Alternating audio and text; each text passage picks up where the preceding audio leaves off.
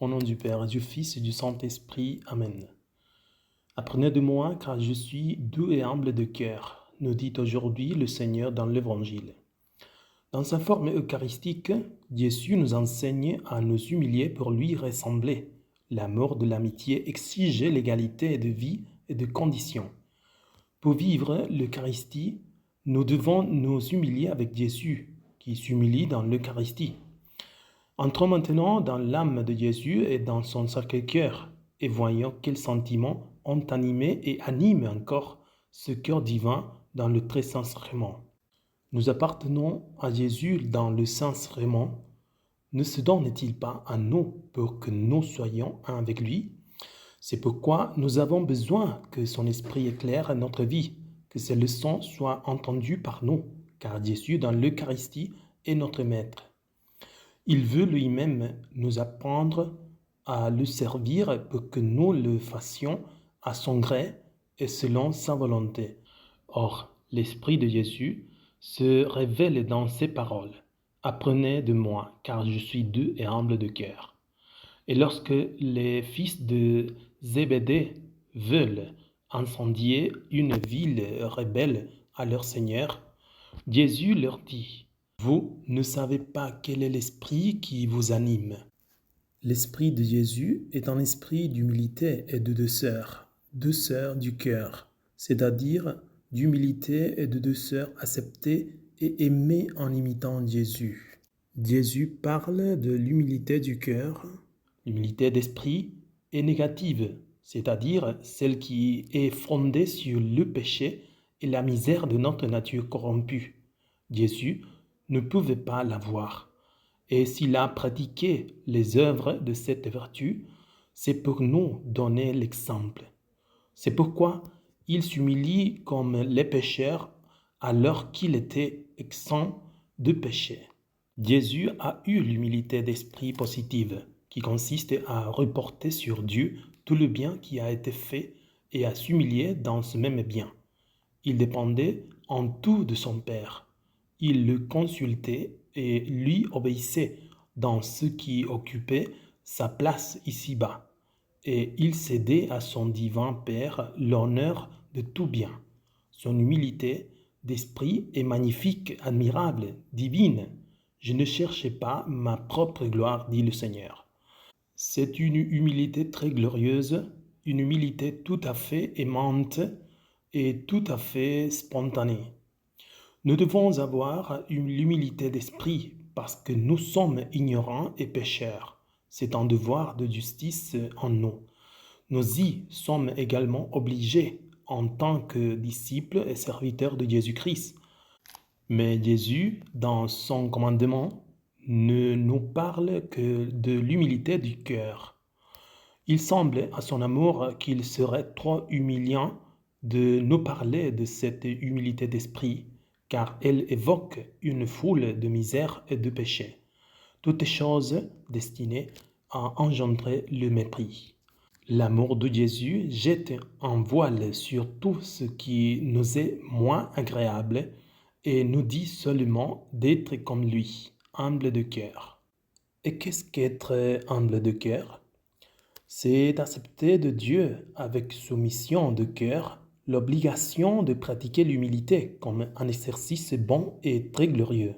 C'est se conformer à l'état où Dieu nous a placés et remplir nos devoirs, quels qu'ils soient, sans avoir honte de notre condition. C'est montrer du naturel et de la simplicité dans les grâces extraordinaires dont Dieu nous a favorisés. Si donc j'aime Jésus, il faut que je lui ressemble.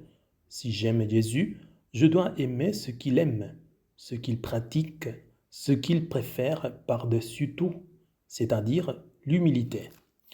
L'humilité du cœur est le plus facile à pratiquer que l'humilité de l'esprit, car elle n'est rien d'autre qu'un sentiment digne de toute estime et très élevé. Ressembler à Jésus, l'aimer et le glorifier dans ces circonstances sublimes de l'humilité. Avons-nous cette humilité du cœur, ou plutôt cet amour de Jésus humilié? Nous pouvons avoir cette humilité qui ne lutte pas avec l'intérêt, la gloire ou le succès dans les entreprises mondaines. Cette humilité qui se donne et se sacrifie purement sans espoir de louange humaine, mais pas cette autre humilité qui descend avec Jean-Baptiste, qui s'abaisse, se cache et a comme grande joie d'être abandonné par notre Seigneur. Pas cette humilité de Jésus dans le sacrement de l'autel, caché, abaissé et humilié pour glorifier son Père. C'est un véritable combat par lequel nous devons triompher de notre nature. Aimer l'humilité de Jésus, c'est la gloire et la victoire de Jésus en nous. Le plus grand triomphe de la douceur de Jésus réside dans la vertu du silence. Combien de mots nous éviterions si nous avions la vertu de savoir nous taire quand il ne convient pas de parler. Jésus, qui est venu dans le monde pour nous régénérer, commence par garder le silence en public pendant 30 ans. Pourtant, combien de vices il y avait dans le monde à corriger. Pourtant, Jésus ne réprimande personne. Il se contente de prier et de mener une vie cachée à Nazareth. Pendant sa vie publique, Jésus se tait aussi face à la souffrance. Il est silencieux face à l'incrédulité de nombreux disciples, face au cœur méchant et ingrat de Judas, etc. Jésus est calme, serein, tranquille et affectueux avec tous.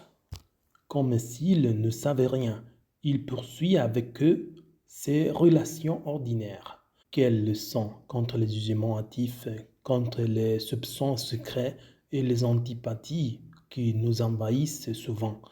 Jésus connaît le secret de cœur, mais avant d'en faire usage, il a en vue la loi de la charité. Et quels moyens nous devons utiliser pour attendre la douceur de Jésus? Le meilleur moyen est l'amour de notre Seigneur. L'amour tend toujours à produire l'identité de vie entre ceux qui s'aiment. L'amour produira ce résultat par 3 moyens. Le premier est de détruire le feu incandescent de la colère, de l'impatience et de la violence en faisant la guerre à l'amour propre dans les 3 convoitises qui disputent notre cœur.